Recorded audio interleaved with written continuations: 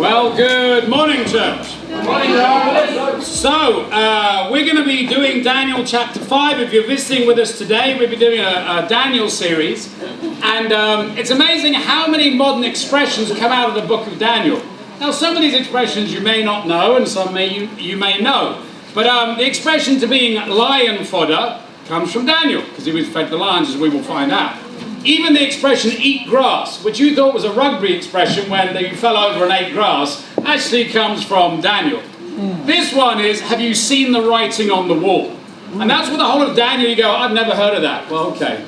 I grew up with a song by Hazel O'Connor going, have you seen the writing on the wall? Anyway. Come on, Joe. But have you seen the writing on the wall? This expression, which we will go into, comes from this passage.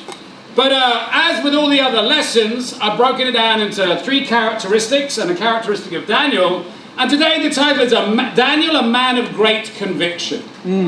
Daniel, a man of great conviction. And let's be honest, we are in a world that lacks conviction. Without doubt. It lacks conviction about so much so that when people come along with wrong convictions, people follow them because at least they have some conviction. Which is really sad. Yeah. Which is really sad. And I believe many people turn to false religious groups because they go, well, at least those guys are doing something. As opposed to the people that I believe have the truth but are hypocrites or have no conviction. So the title today is Daniel, a man of great conviction. We start off in Daniel chapter 5, verse 1. It says, King Belshazzar, remember this is not Nebuchadnezzar, we're now changing kings here, gave a great banquet for 1,000 of his nobles and drank wine with them. While Belshazzar was drinking his wine, he gave orders to bring in the gold and silver goblets that Nebuchadnezzar, his father, had taken from the temple in Jerusalem, so that the king and his nobles, his wives and his concubines, might drink from them. So they brought in the gold goblets that had been taken from the temple of God in Jerusalem. And the king and his nobles, his wives and his concubines drank from them. As they drank the wine, they praised the gods of gold and silver, of bronze, iron, wood, and stone. Suddenly, the fingers of a human hand appeared and wrote on the plaster of the wall, near the lampstand in the royal palace. The king watched the hand as it wrote.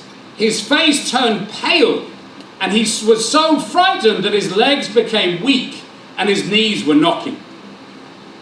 An interesting situation. This king is like, you know, I'm the king of kings, I can do anything. And one moment, he is full of fear.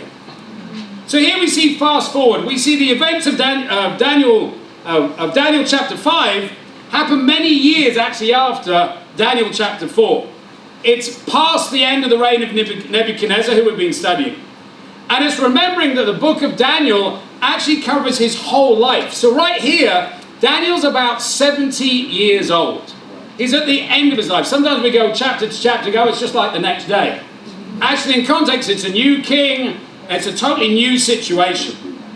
Archaeological records have shown that Belshazzar ruled Babylon as a co-regent with his father Nabonidus. Basically, he was the one that revolted. He had his father, and his father got really disinterested in actually leading the country. He went off to mysticism and different types of gods, so he left his son basically in charge. But his son Belshazzar was therefore the grandson of Nebuchadnezzar. Soon after gaining his power, his father turned to this fascination, which left him in charge. So here we go, this expression, have you seen the writing on the wall? So what is happening here? There's a man who is coming and he's waking up that morning and he's going, I am on top of the world. I've got money, I've got power, I am comfortable and nothing can touch me. And then literally the hand of God comes into his life and he's petrified. He's totally petrified. That's what happens when you meet God. People that met Jesus were scared. They were either scared in a good way or scared in a bad way. You know, a preacher's job is to disturb the comfortable and comfort the disturbed. Where here, God was definitely disturbing the comfortable. So Daniel 5 opens with this great banquet, And it's basically referred to as a big drinking party. As he drinks his wine, he gets pretty drunk. And we can assume that he's there bragging about, hey, aren't I great? Look at all the gods I've created, gods of gold. In other words, I created the gods. I am above God. He reminds everybody of the great victories, of the humiliation of the Jews and how they smashed them. And he even brings out these goblets that were taken from the temple of God. He goes, you know what? I'm going to use the holy things of God to get drunk. And God goes, I've had enough. You arrogant little man. That is the last straw. He was humbled in a moment. You know, life is incredibly, incredibly fragile. Yeah. One moment, it can happen. We've all had them. A near miss, by a car. You're driving in a car. I remember being in a car and one behind me and one behind, a big truck was coming. I thought, how am I going to get out of this? I put my brakes on, did this, and somehow I missed it. And you go, oh, that was a near miss. We've all had them in our lives. They're all warnings from God going, your life is fragile. Your life is fragile. Even when the COVID first came out, I had one guy phone me up that I was reaching out to. And he goes, I've just had my test for COVID. They put this thing down my nose, and I believe they put the mark of the beast inside my nose. And the end of the world is coming. So I phoned him up a week later. I go, how you doing? I'm fine. But what was it? He was scared for that moment. He was like, I understand, I'm in touch with the reality of the world. You know, it was Belteshazzar's grandfather, Nebuchadnezzar, that had actually gone out and said, you know what, no one is to insult God. Right. It is every generation's demise to not listen to their parents and their grandparents. Mm-hmm. It's amazing, the tsunamis in Japan, they always happen in the same place. But what happens is, they happen, and then people go, well, it wasn't that bad. And so the next generation goes, maybe we shouldn't build there. And then the next generation, 3 generations later, they're building a house there, and it happens again. Because people won't listen. You know, are you listening to the hand of God in your life today? His grandfather was the same one who declared to the world, those who walk in pride, God is able to humble. It's not he is able to humble, he will humble. Belteshazzar gives these orders to bring out these goblets. They're silver and gold. He's using the same vessels that were meant to worship God with. I think about our own lives. God created us. Most of you here believe that, otherwise you wouldn't have been here. Most of you here believe in God. He created you. You are his vessel. If you use your life to worship yourself, there will be consequences. If you use your life to worship God, there will be positive consequences. Actually, you know that. Deep down, everybody knows that. Everybody wakes up going, I should be doing what's right. That's why we have a conscience. He added insult. I imagine the Jews reading this account, just being furious at the fact that this man is so arrogant. God has finally had enough of this arrogant man. And he appears to Belteshazzar, hey, the writing is on the wall for you. I have come in judgment. It's actually a judgment for all of his people. And that is the sad thing. When human beings don't react well to God's calling, it affects their wives or their husbands or their kids or their parents. All of us have lives that ripple to other people. You know, well, how do we get so arrogant? Very often, it's because God gives us time to repent. And we think that is us getting away with it. I remember Pete did a sermon, I don't know how long ago, 4 years ago. Always remember this analogy. He said, what happens is when sheep get herded to a cliff and they fall off it. The first few hundred that fall off die, obviously, because they fall off a cliff. But then there's this effect that there are so many dead sheep at the bottom of the cliff that the others fall off and literally bounce off the dead sheep. Bounce off and then just walk away. And so what they learn is that it's not dangerous to fall off a cliff. That's like us as humans. I remember getting a girl pregnant that wasn't even my girlfriend. Why did I get to that stage? Because I slept with so many girls before I was a Christian, and I just thought, well, I got away with it. I got away with it. And then at one time I slept with somebody and I didn't ask them whether they were on the pill and stuff. She got pregnant, we had an abortion. That makes me a murderer. And we can just get arrogant when it comes to God. We go, you know what? My life isn't going that bad. Does that excuse our sin? No, it doesn't. It just shows the grace of God. You know, am I talking about Belteshazzar's life today, or am I speaking to you? Is the writing on the wall for your life from God?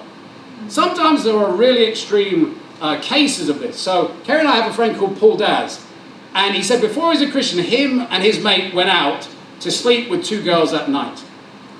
I'll never forget this because it scared the life out of me. And he said we went out and we went to the separate girls' room and we slept with them. And I know it must have been in their own room, like own separate rooms. And in the morning, his friend woke up, went into the toilet in the bathroom, and on the mirror in lipstick was "Welcome to the life of AIDS." That's why I remembered that story 20 years later. That was literally the writing on the wall for him. Those moments are meant to do what happened to Paul. He went, all right, it's time to become a Christian. That could have been me. You know what I don't like, talking about those scary things. This is the reality of the world. We want to live in the Facebook world.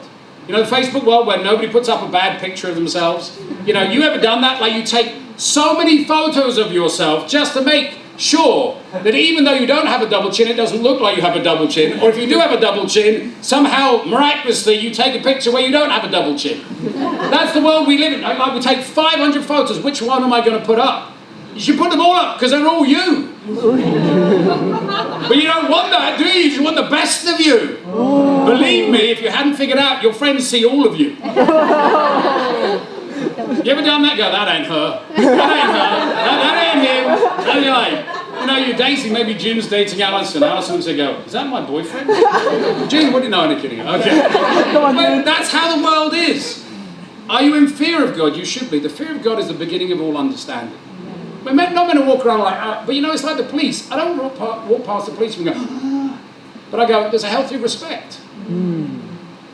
If you're not in fear of God's judgment, you will be. That's the whole point.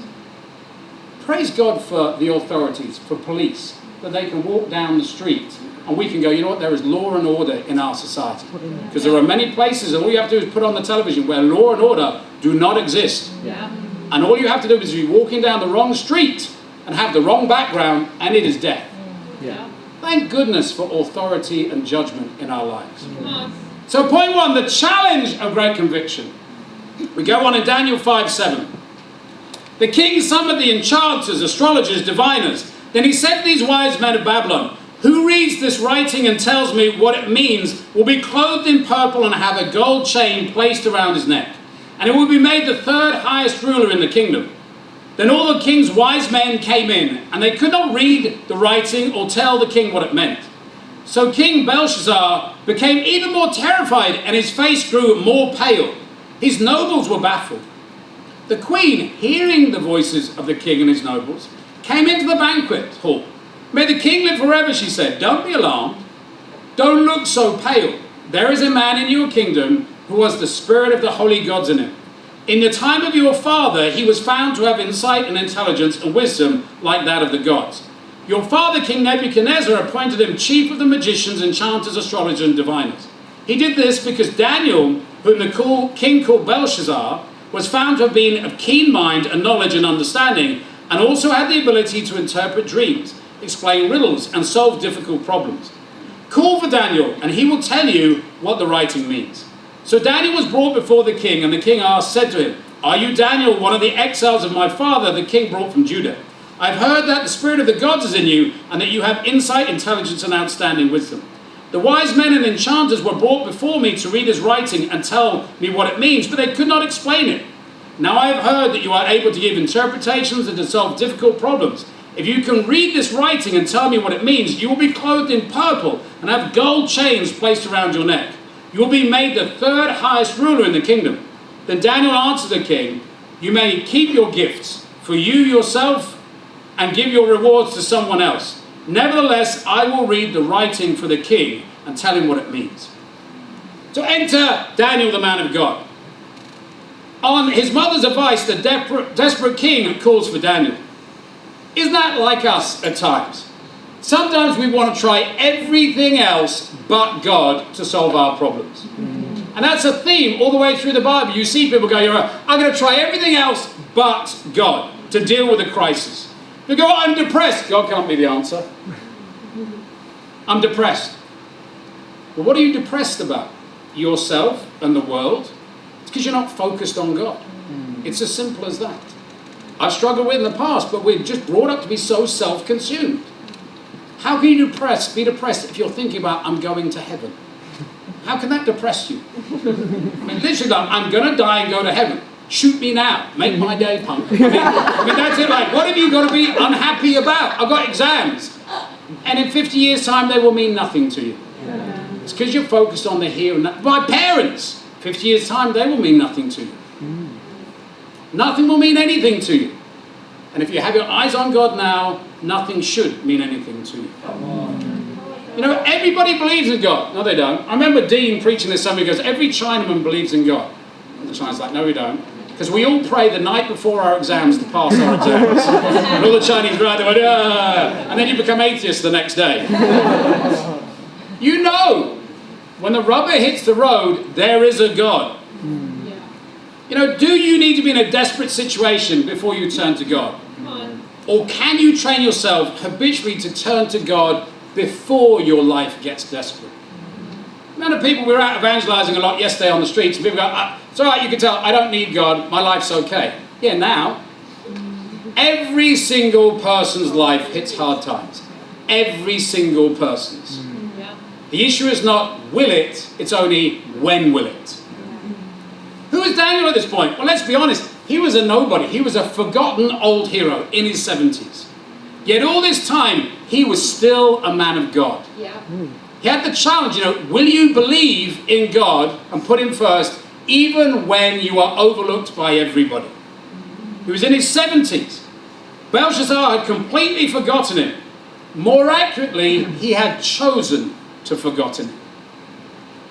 It's amazing how many people you meet that we have an impact on.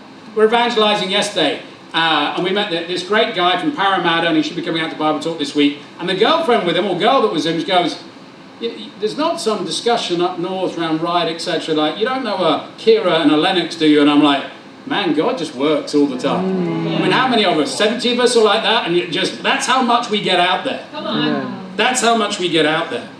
Are you in a place where you have chosen to forget God? You know what that's like? You're there, but your heart's like, I ain't listening.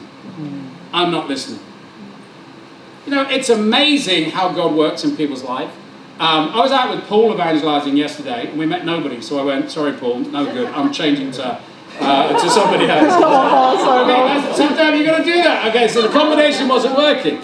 So I went out with Chantel. Okay. Come on, Chantel. Sorry, buddy. What can I say? I told you if you hang out with me, I'll put you in the sermon and throw you under the bus.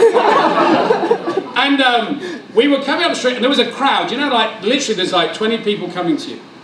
And she stops this girl in the crowd, which was quite awkward. And then we pulled over to the side, and the girl said, "Why did you choose me?" I thought, what a great question. Chantel said, "Could you look sad?" And she said, "I've been trying to look for a church. My mum every week goes, hey, are you going to church yet?" See, you're here because God brought you here. He brought you here for a reason. You can't walk out that door going, no, it was just coincidence. There is no such thing as coincidence. Oh, sorry, we're here. Okay, good. That's happened to many of us. Happened to many, many of us. There is just such an understanding in Daniel that it doesn't matter if I see God working in my life, He is working in my life. Although God is out of the picture from Daniel 4 to Daniel 5, in the view of the world, He's not. He's right there with them. I think about how many people are met knowing that God is calling them. We were sharing again, it was great, we would evangelize again. David's here, we met him yesterday. He's like, I started praying a month ago or so. And since that, my life's been going well. And we met him right outside this building. So where'd you meet on Sunday? I went, there. I went, okay, all right, that's pretty obvious, I can find that. I thought maybe every Saturday I should just walk up and down outside. I'm doing that, don't take that idea. But it's amazing. All we're doing is mopping people up. Yeah. Daniel is just mopping up the situation here. We're just waiting to be called. And we go, well, why can't I bring somebody to church? God's just waiting. You just got to keep going and keep going and keep going. Come on. Daniel has seen the heights of power and the depths of obscurity. And yet, in his challenge, he never gave up on God. Where's your heart? If you've given up on God, it doesn't work in my life, people aren't open, that's in your head. Yeah. You know, we need to love God. What is the first characteristic of love? Love is patient. Right. Are you patient with God in your life? I love God. Well, be a little bit more patient. We're in a world that just wants everything like that. Yeah. God's been around for billions or however many years that have ever existed. You just got to go, in your time, God. I'm just going to be happy in your time. I think about, we have a dog, and it wakes up, and as soon as it hears me wake up, it runs downstairs. And it basically goes, walk, walk, walk. And it prods you, it biffs you. We call it biff, do like this. And sometimes I have to pray with somebody or whatever. It's not.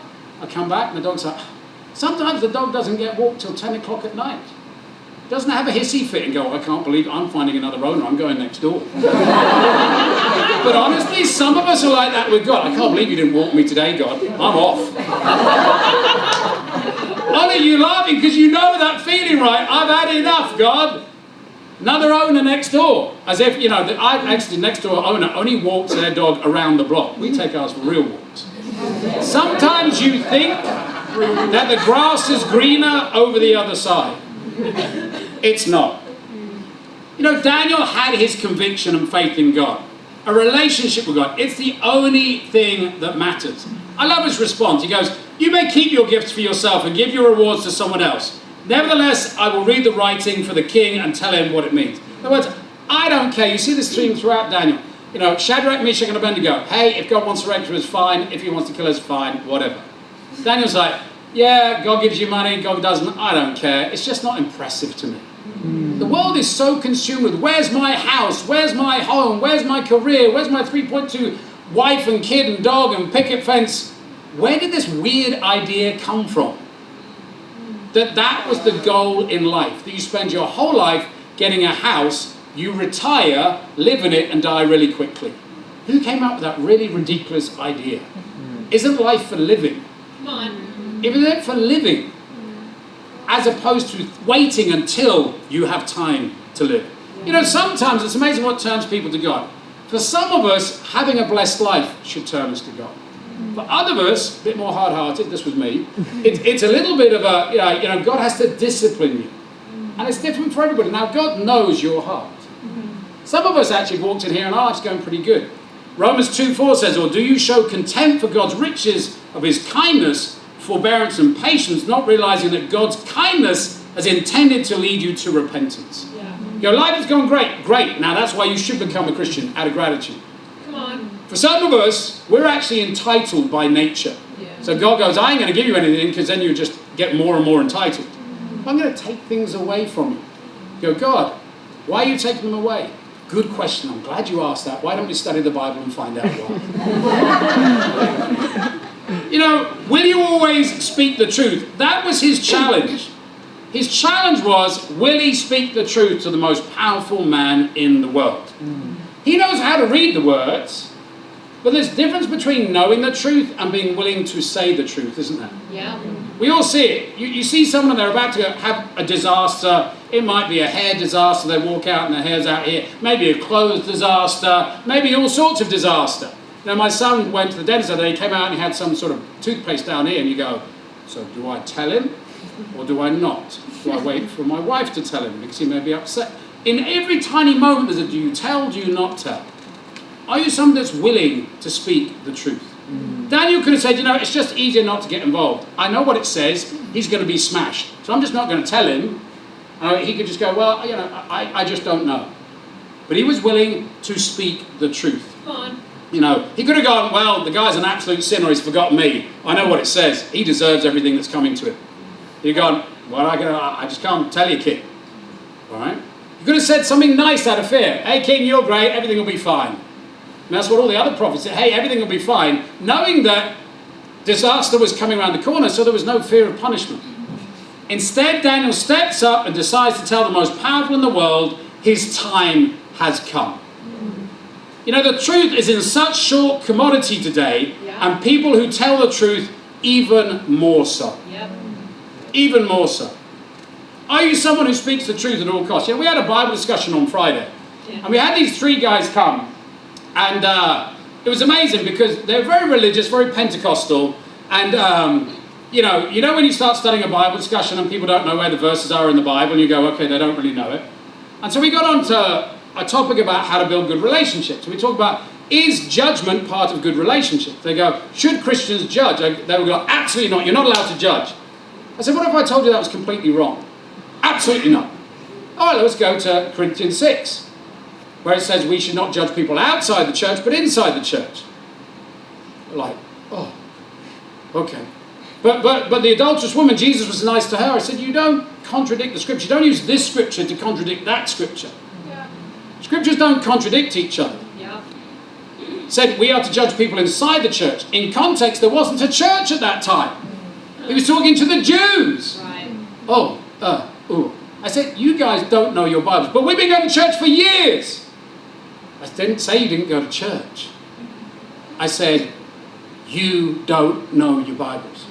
Even evangelism yesterday, I was out with Alyssa yesterday, and this guy was like, you know that unfriendly guy that you're trying to get that relationship with and just go, hey, do you want to come to church? And he's always going, but I am a Christian. It was just rude. So I said, look, can I really give you a bit of recommendation? You're actually rude. And if you say you're a Christian, you're meant to be friendly. He said, well, Jesus will upset people. I said, yeah, he upset the religious. Hint, hint. I said, I'm not trying to be mean, but if you're trying to say that you're a Christian, you should be like, hey, I'm a Christian too, buddy. That's what I go, people go, I'm a Christian, great, give us a hug. They're like, ooh. So what are you going to do? Avoid me in heaven? Then you go to avoid my friends. I mean, Alistair's going to be after you like, wait, give us a hug, buddy, give us a hug. I mean, do you figure it out? There's no the reserved part of heaven. You know what I mean? They're the Englishmen. Then you got the Filipinos. Wait, I tell you, I'm going to the Filipino part of heaven. That's where I'm flat going. Then there's a special place just for June, you know, like Fraggles. Fraggle Christians, you know what I'm like, come on, that's where I'm going. You go, well, that's just not my culture. Yeah, it's because you don't have a Christian culture.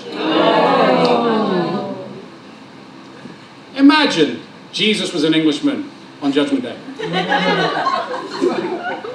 Welcome. I'd be ticked off, man. I'd be like, where's heaven? Where's heaven? She's going to go, yeah, you made it, man. Okay, yeah, okay. That's what it's going to be like.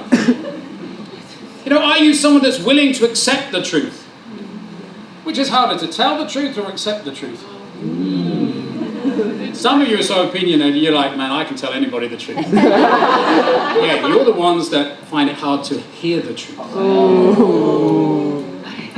Yeah, this goes like this, and these just go like this. God gave us a sign, right? We have 2 of these and 1 of these. We should listen at least twice as much as we should speak. It's a hint, okay?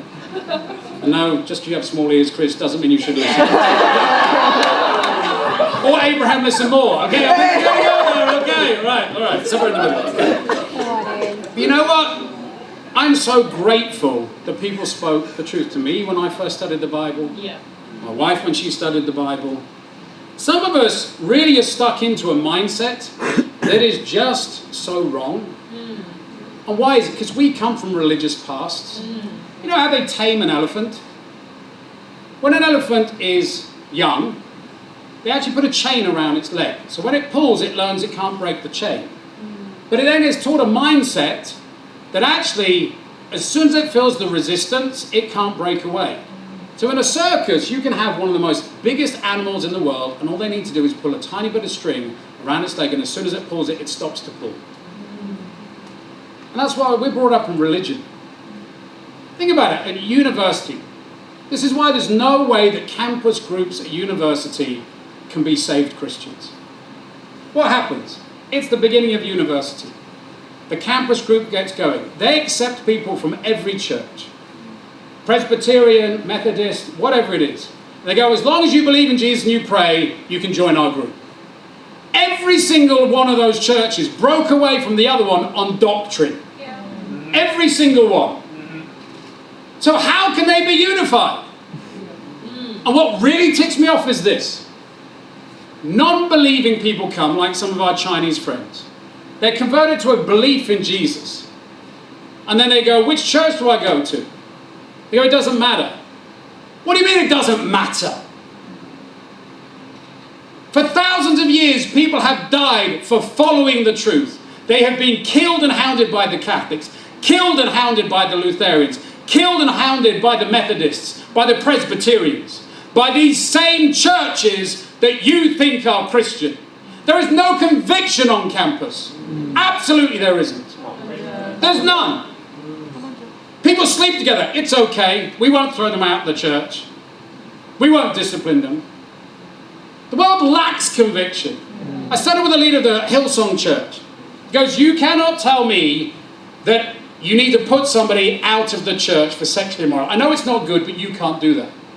So Jess and I got with them. We just listed all the verses on sexual immorality, 17 of them in the New Testament. So let's just read these one after the other. Nearly everyone says expel the person out of the church. Because I know that's what it says, but I don't believe in it. I said, well, you don't believe the Bible. Oh, yes, I do. I said, no, you don't. You lack conviction.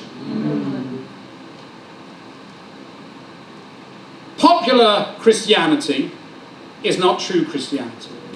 And true Christianity is not popular Christianity. Yeah.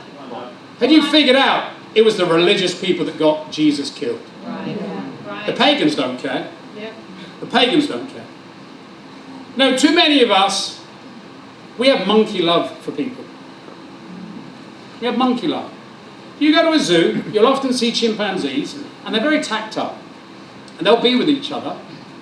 And, you know, it looks like they've got great relations. But if you throw a rock at a male and female chimpanzee, do you know what the male does? He runs away and leaves the female.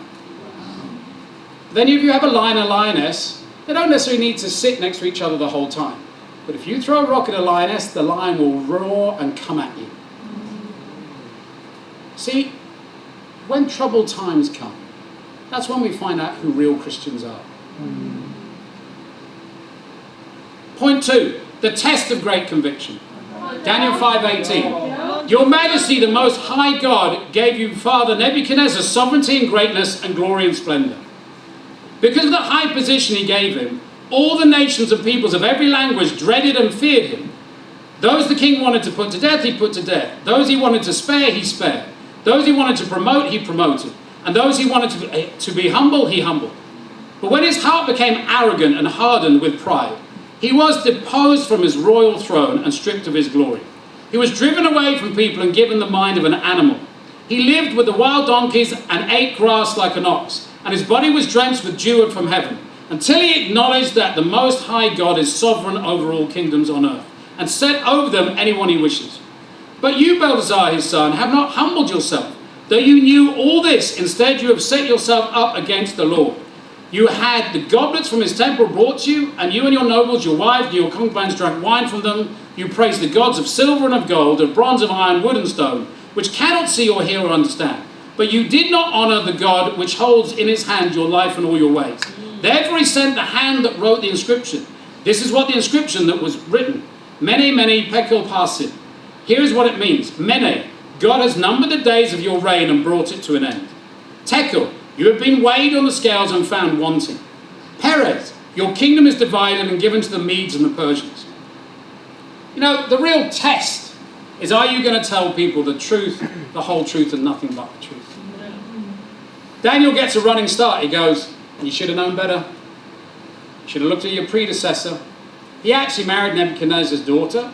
So, I mean, there would have been a constant sort of filter of this was what was happening. He goes, you didn't learn it. And then he takes on this king's specific sins. He said, you are arrogant. Arrogance is exaggerating, or a disposition to exaggerate one's own importance. When everybody goes, you've got to understand why I'm righteous. Look at what I do. There is not a righteous man on earth. There's only saved and lost. Come on. That's it. That's it. That's all there is. Pride. A feeling of deep pleasure or satisfaction derived from one's own perceived achievements, qualities and possessions. When you stand before God, none of us can get on Judgment Day, God, you know what? I built a church to 10,000 people, therefore I deserve heaven. He goes, well, I built lots of them all around the world many, many times, all the time. You're trying to go into a boasting thing with me? You've got to understand that we are nothing before God. Until you understand that, you can never be truly happy. You know, I was talking to one brother yesterday. He said, like, how do you build relationships with people? I said, it's really easy. You shut up. Solid. I said, I learned this very early on. So I was a young Christian in the church, and I was given the privilege of mentoring someone. And I had lunch with him, but I had laryngitis, so I couldn't speak. And so we had the whole lunch, and I didn't say anything. And I thought I'd done a bad job. And then, about 3 days later, we had church, we had a leaders' meeting. And this guy called Wayne Lee, I can still remember his name because the wound is still deep. Okay. He said, I had the greatest mentoring time with Joe I've ever had with him. And I sat there, I went, I didn't say anything. And he honestly just genuinely meant it. And there was no malice in it. I just went, wow. That's how you build friendships. I was stunned, and I'm still stunned to this day. Come on, Joe. I just told this brother, I said, you've got to understand that when you get into a relationship, everybody wants to talk about themselves. So I'll give you a challenge. Not to talk about yourself for 24 hours. First thing out of his mouth, I can do that. I said, you just spoke about yourself. He fell on the floor, literally, went, I can't do it. I said, see how challenging it is? You know, it's not about us. Yeah. It's about loving and serving everybody else. And of course, when you're full of yourself, you don't have room for anybody else. It says that they are fools. Psalm 14:1, it says, the fool says in heart, there is no God. They are corrupt, their deeds are vile, there is no one who does good. You know, he preaches the whole truth about the sovereignty of God and who's really in control. He tells the king without fear, you're about to die because of your sin. Your life has been measured by God, and you are not worthy of living anymore because you don't acknowledge God in your life. It's amazing how many people go, I just don't believe there's a God, so there isn't one. That's ridiculous. There either is one or there isn't one. Whether you believe in one or not doesn't change the fact. Right. There is one or there isn't one. Right. The only issue is, can we see him and prove him? All that you have and own, he says to him, will be given to another. That's the test of our convictions. Telling the truth and hold the truth no matter the audience. Being given the truth by God is a responsibility and a privilege. Yeah. There's a famous magician called Penn and Teller. There are two guys. All right? And one of them is an avid atheist. And he has this famous quote. He said, I can't think of anything worse than if you believe in a God that you don't evangelize. Wow. How much must you not love somebody to know there's a God and not tell them? Right. He said, I totally believe in evangelism. He doesn't believe in God, but he understands the consequence. You can't tell me you're a Christian if you don't evangelize. You can't. Well, first of all, you don't do what Jesus does. Right. Secondly, you've got to figure out the only reason we know there's a God and Jesus is somebody evangelized. And let's just be honest, you don't love people. Yeah, well, I do. Here's a person I love over here. No, you don't love all people how God loves. Yeah. You don't love like Jesus loves. You can't tell me you're a Christian if you don't evangelize. Right. It's what you do. It's very simple. Okay, so if I say I'm a sandwich maker and I don't make sandwiches, am I a sandwich maker? No. No. Pretty okay. If I say, I don't know, I'm an architect and I don't architect buildings, am I an architect? No. So if I don't evangelize, I'm not a Christian. You can't say that, that's judging. Absolutely, remember? Corinthians 6. Okay, right. That's what you're going to do. Make a judgment. You have to be bold. Have you studied the Bible with all of your family? But they'll get upset. I know, because you got upset when we studied the Bible with you. It's part of the process, isn't it? See, the truth will hurt you. But before it hurts you, it will tick you off.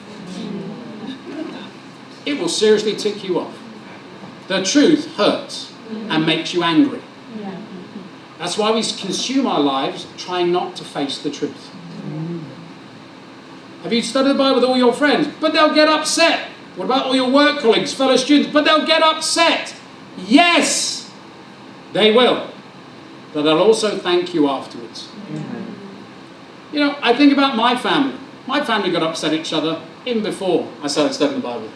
My family, one is a Jew, two of them are Jews, one's a Catholic, one's a Protestant, Church of England, dad's a church treasurer, mum was a minister, sister was a charismatics. They were already getting mad at each other, but they never got out the Bible. Then I got out the Bible, and then they all got mad with me. I think about how many people just don't know the Bible. You ever been to one of those charismatic churches where they all just speak in tongues? Yeah. You ever done that? It's a really weird experience for me. So it's like you go and somebody breaks into tongue, then you see everybody's eye go. Should we break into tongue or not? And then another one does. And then they all do it, and then somebody stops, and they all look at each other and go, are we meant to stop now? People just don't understand the scriptures. 1 Corinthians 14:7 says, if anyone speaks in a tongue, 2 or at the most 3 should speak, one at a time, and someone must interpret it. Clear direction here. There can only be a few people, and it must be interpreted. Yeah.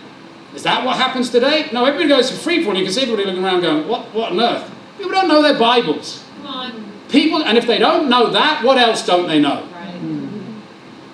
I'm so glad that somebody studied the Bible with me. Yeah. My wife, my family, my friends. Too many of us run away from the truth because you've never experienced it before. It's simple and it's good. You know, it's amazing how we love to return to our smelly lives. I was brought up on a farm, a pig farm. And, you try and keep the pigs in the pens and everything like that. And if you don't know, pigs, poo everywhere. And I used to have to clean it out on Saturday morning and it'd splash and you come in really stinky and everything like that. Anyway, there was a fire in our farm. One of the pigs had hit a lamp and it started to burn down this 600-year-old barn. So we opened literally all of the doors for them to run out. Okay, trying to save them. They ran out onto my mum's beautiful garden. Roses for them to eat. Beautiful flowers. And they went, no, this is too nice. And they ran back in the fire and died in the fire. One by one. And we were there with big boards and bits of planks trying to get them back into the garden. They ran straight back into the fire and burned alive. And I spent my summer digging them out. Just these carcasses with all their skin burnt. Because they went, you know what? Fresh grass. Clean food. Nice people. Nah, too good. That's what it's like Christian going, these people are too nice. They hugged me. Can't believe I went to this church, they hugged me. They were all joyful. There's something wrong out here. No one's that joyful. They all like each other. They don't really. We get weird. You know why? We haven't seen true Christianity. True, false Christianity is full of backbiting and this and that. It's like, it doesn't matter what colour, what creed you are. It's just true, but we're so shocked by the purity of true Christianity, we run back into our false Christianity. This is a smell that I recognise. Point 3, the rewards of great conviction. Daniel 5:29. Then at Belteshazzar's command, Daniel was clothed in purple, a gold chain was placed around his neck, and he was proclaimed the 3rd highest ruler in the kingdom. That very night, Belteshazzar, king of the Babylonians, was slain, and Darius the Mede took over the kingdom at age 62. God raised him up here. Why was it the 3rd person? Remember, there was his father, who was actually king and disinterested, and he was the co-regent, so he was the most powerful person under those two. God raises up the godly in a surreal twist of events. After taking on the king and going, you are arrogant, you are proud, the king goes, okay, let's have you lead the land. Why? You know what? People really do appreciate people telling the truth. Because so few people do it. He gets promoted. Too many of us, let me ask you, have you been fearful of preaching at your university or at your job because you're scared that you'll get fired? Well, I just can't believe if I'm righteous at work, I'll get promoted. Have you tried it? No. I think about how stuck we are in our worldly way. And in Australia, you get a lot of pushback for being Christian. Even evangelizing yesterday, people are like, no, no, no, no, no. And you can see they're ticked off, like, you invite, how want to talk about God? Oh, you idiot. And you can see it and they're like, idiot, you stupid believe in God. Well, God goes, you're stupid for not believing in me. Right. You know, we have to change our mindset. God will never let you down. Man will let you down. Yeah. If you become my friend, I'll let you down. Right, honey? Sorry. I mean, I try not to. But God will never let you down. I was inspired. I went to see Henrik swim at the Open Trials this week. There was a guy there from Iran. He had both of his legs blown off and both of his arms blown off. And he was swimming in a national competition. I was just like, and his arms just, I mean, I was just like, I was walking around with Solomon, we don't have problems. We don't, Kiana, we don't have problems. We don't. There's no such thing as a problem. I hacked on Henrik a bit, who wears a pink hat for his team. Told him he ought to change team. What can I say, buddy? Should be maroon. Okay. But I think about how many of the Christians, we don't put God first to get promoted. We put God first because we love God. Yeah. And then he promotes us. I think about how many people worked at Sydney University. So Millie became a Christian, got a job at Sydney University. And she got, 20 people jobs at the university. Yeah. Solomon got paid $37 for putting library books back in the library. $37 for putting a book back in a library.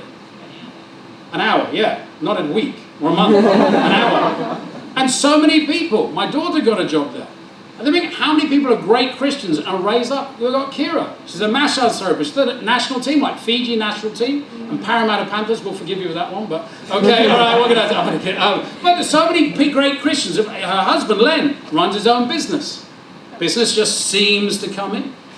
I remember talking to somebody saying, we want to help you. We've got some pretty impressive people in the church. Fung went to Harvard. Bonnie went to Columbia. And he's got people in your church, don't you? I said, yeah, they go, absolutely.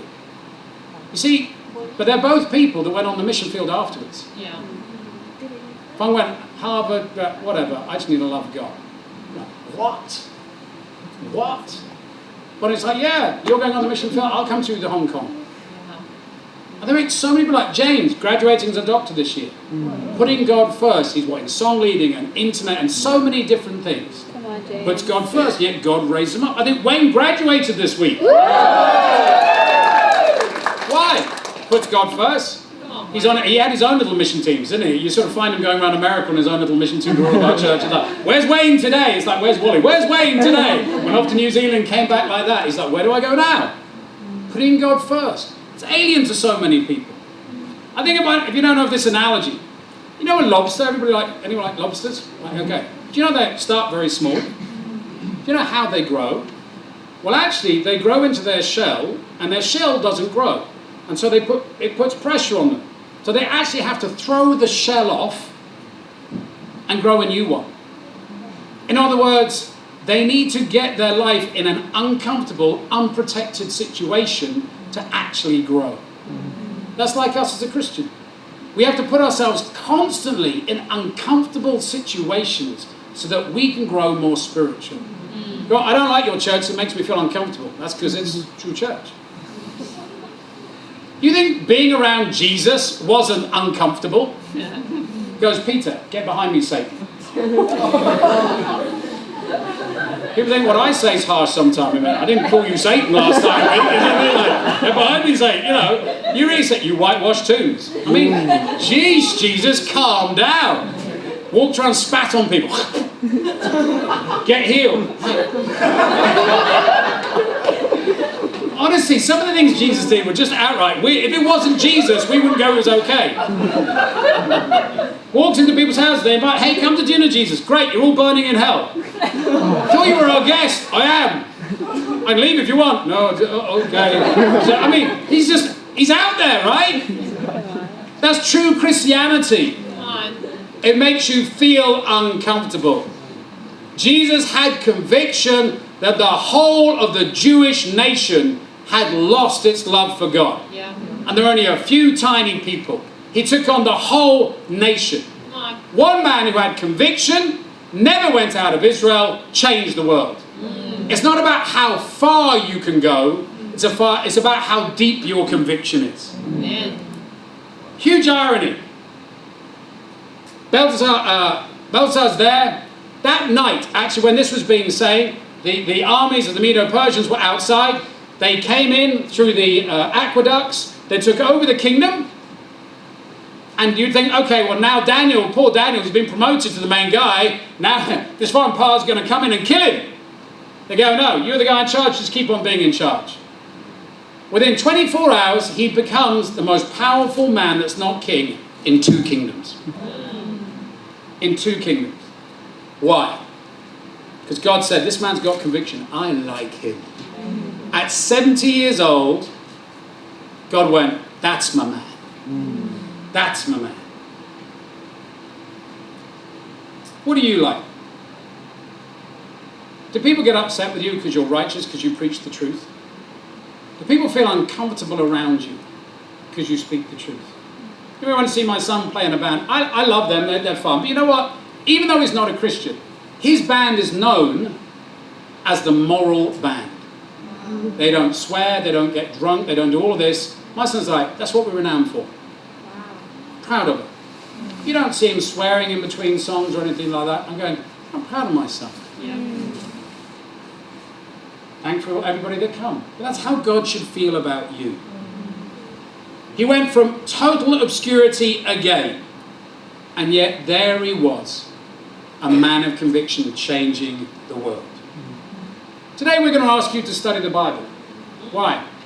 We're not confident that people really know the Bible, to be honest. We're not.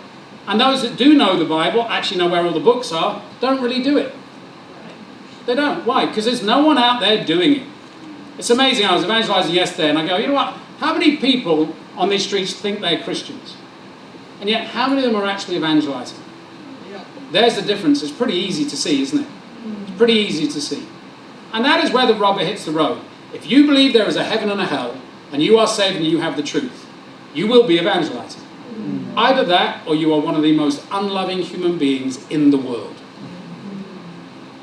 If I had the cure for all cancer, and never told anybody, and 60 years later I died and they found out, I would be up there with Hitler and all those people for being wicked for what I didn't share with the world. And what is of more value eternally? The truth about heaven or hell, or the cure for cancer? Our friend Remy used to say, the most unloving thing a man can do is not share his faith. I think that's true. I think that's true. You know, Daniel, a man of great conviction. I love the book of Daniel. I mean, it's just full of these great heroes. He's just like, this guy and all of his friends. The challenge of great conviction. Well, you're given situations in your life, aren't you? God goes, here's a challenge. Then it becomes a test when it comes from God, and then you go, what am I going to do with it? And then the rewards of great convictions. Well, I love meeting up for evangelism. Yesterday, I just go, this is exciting. We're going to go out today, we're going to share our faith, we're going to meet somebody who they're going to come to church, study the Bible, become a Christian. What better thing is there to do on a Saturday afternoon? I mean, it's just like, you know, what do you do? Well, I played on YouTube and videotapes and like that. And whose life did you change? Nobody's. God gives you the power to change the world. A degree won't do that. Come on. You are called here today to get right with God. That's a fact. You know, the world does not change for the better because the human race lacks conviction. Individuals do not change because no one with conviction comes into their life and calls them to change. Today, I am calling you out to change. You have been measured. You have been weighed.